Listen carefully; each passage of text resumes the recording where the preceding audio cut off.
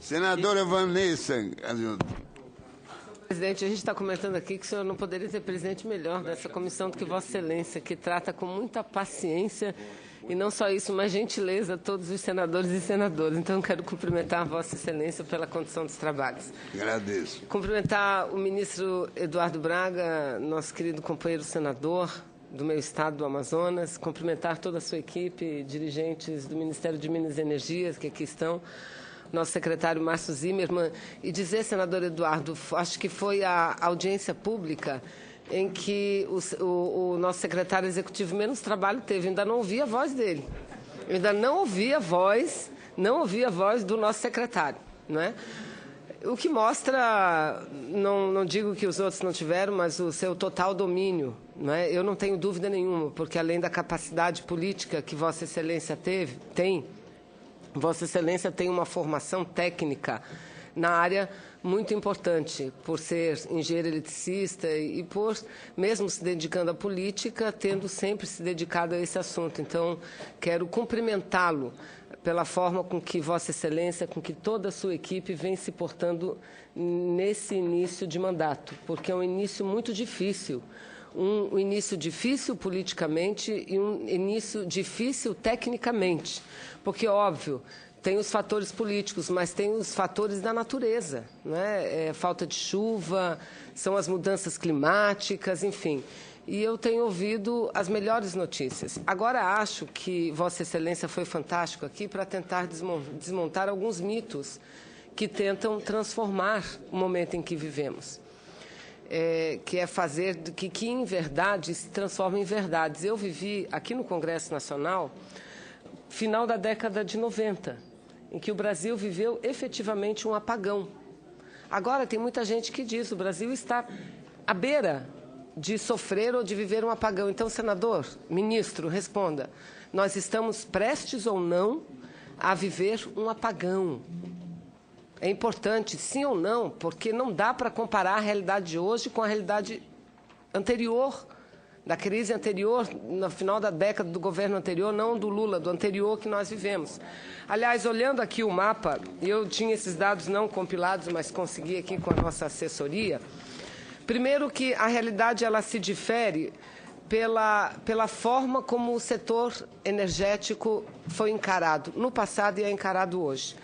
No Brasil, se olharmos a curva do crescimento do consumo com a curva do crescimento da capacidade instalada, a gente percebe que a capacidade instalada é superior ao crescimento experimentado no Brasil nos últimos anos.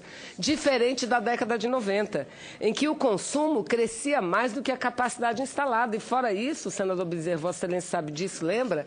A gente vivia um momento em que queria privatizar tudo. A nossa galinha dos ovos de ouro da região norte, e o ministro Eduardo Braga falou, Tucuruí tem alguns problemas ambientais, mas é um acerto.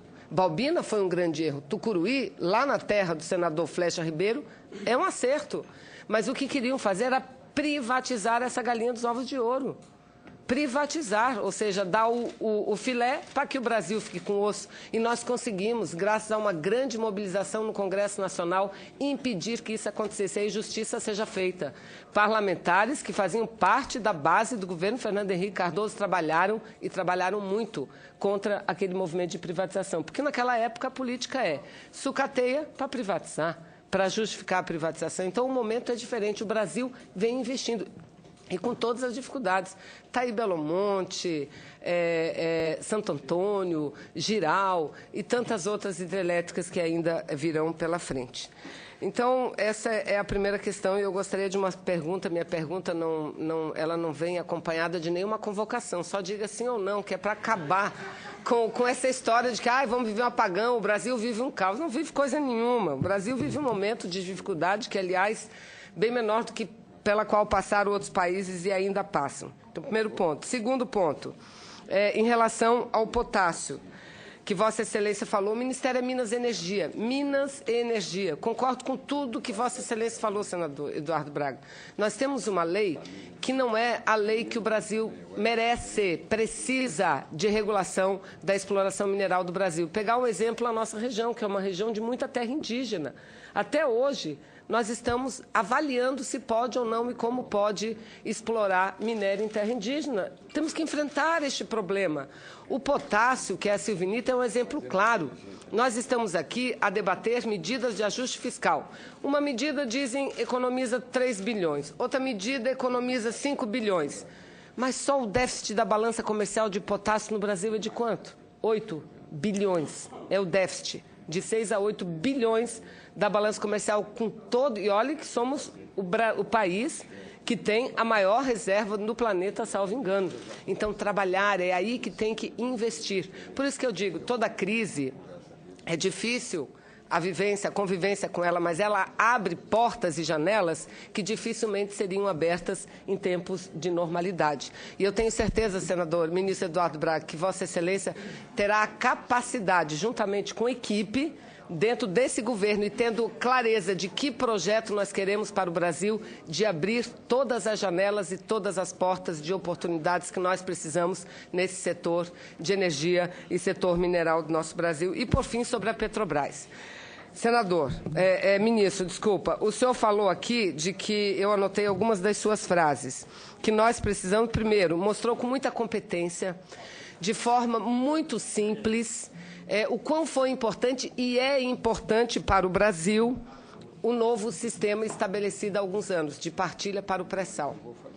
Por quê? Porque o sistema de concessão é quando empresas precisam correr risco e investir um dinheiro que o Estado não tem. Mas quem correu e quem investiu foi a Petrobras. E por que dá em concessão aquilo que foi o Estado brasileiro que já investiu, que não tem risco nenhum? Então tem que ser mantido. E, aliás, dentro do pré-sal, 30% já está em sistema de concessão, porque já havia sido concedido anteriormente a aprovação da lei da partilha. Vossa Excelência falou também a importância da lei do conteúdo nacional. E dizer o seguinte, que nós não podemos jamais confundir, mostrou em dados, em números, quanto cresceu. A indústria naval estava falida no Brasil. Hoje a indústria naval é pungente. Nós temos aqui, como o senhor mesmo homenageou, eu também faço essas homenagens, representantes servidores da Petrobras, que eles sim ganham prêmio porque se dedicam. Nós não podemos confundir meia dúzia que roubam com a grande maioria que trabalha e ajuda a construir essa empresa, que não é só nosso orgulho, mas é o presente e o futuro do nosso Brasil. Então, Vossa Excelência falou da importância desse conteúdo. Tem que ser revisto, no meu entendimento, senador, e aí eu quero, se permite Vossa Excelência, colocar onde que eu acho que a gente tem que trabalhar.